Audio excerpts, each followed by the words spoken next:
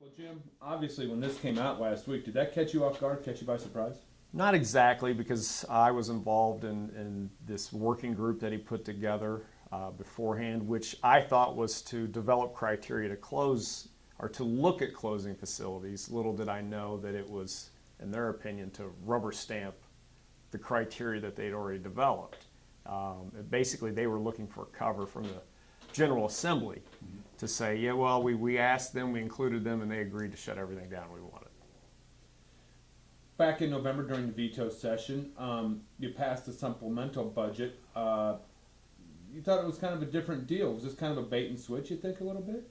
Absolutely. I think when we passed the supplemental, it was pretty obvious that we agreed that we would consider any future closings during the 2013 negotiations. Right. And we thought that this working group we put together was the precursor. It's a little bit of a bait and switch, I mean, from what you got back in November. Exactly. We passed the supplemental. We assumed that the agreement was, okay, we will work and address any possible closures or facility fundings in the 2013 budget process. What he will say is, no, you passed the supplemental, but I said we were going to start closing 2 facilities down. I guarantee you, with having so many facilities in my district, I would have known if that were the letter of, that he intended to do. Also, no legislative leader has come out and said, yeah, that was the agreement. So I truly do think that you're getting to the crux of the problem in Springfield.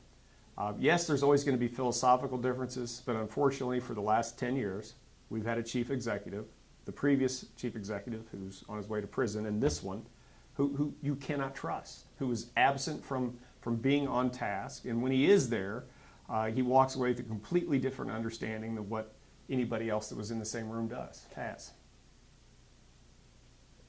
It just is troubling to me, because when you and I were talking off camera, you said as the chief executive, he can start transferring people out and really nothing you can do about it. Correct.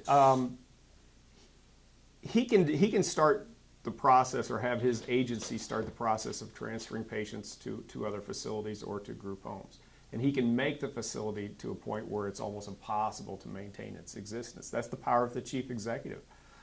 It's something people need to consider every 4 years when we elect a governor. This governor has demonstrated that he's geocentric. He cares about geography more than maybe anything. You have not seen major cuts in programs near and dear to the heart of Cook County. When I've asked him about the economic impact this will have on downstate, Morgan County in particular, which is $47 million annually, I didn't really get a response.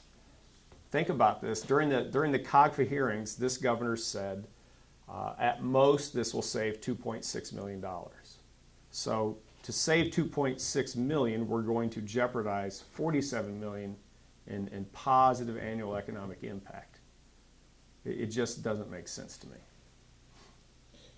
What can you do as a state representative and maybe banding together with some other state reps and state senators from this area to try to keep this thing open? Is there anything you can do? Well, I can tell you this. If downstate Democrats don't stand up, we probably don't have a chance. The only way to stop this governor, one is to do things like we're doing now, and that is to try to get the truth out publicly.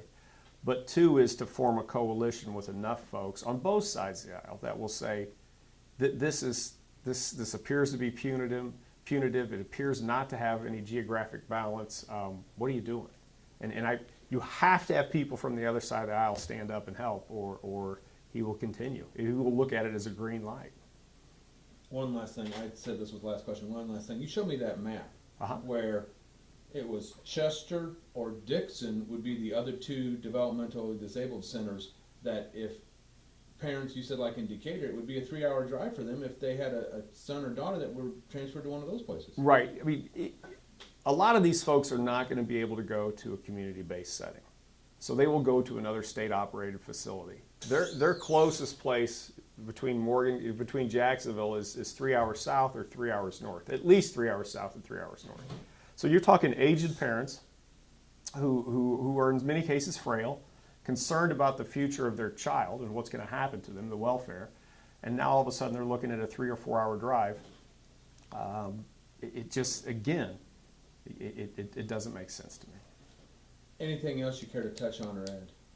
Well, no, I would say this, that during the, when we had the closure for Lincoln Development Center when it went on 10 years ago, this governor was a candidate for lieutenant governor, and he put out a document that basically said this should not, such a closure should not be allowed to happen in the state of Illinois. And I would just again point to, we have candidate Quinn and you have Governor Quinn. And I think candidate Quinn had it right, and I wish he would go back and think about things that he said and campaigned on and live up to those promises. That's all I have. Okay. All right. I appreciate it.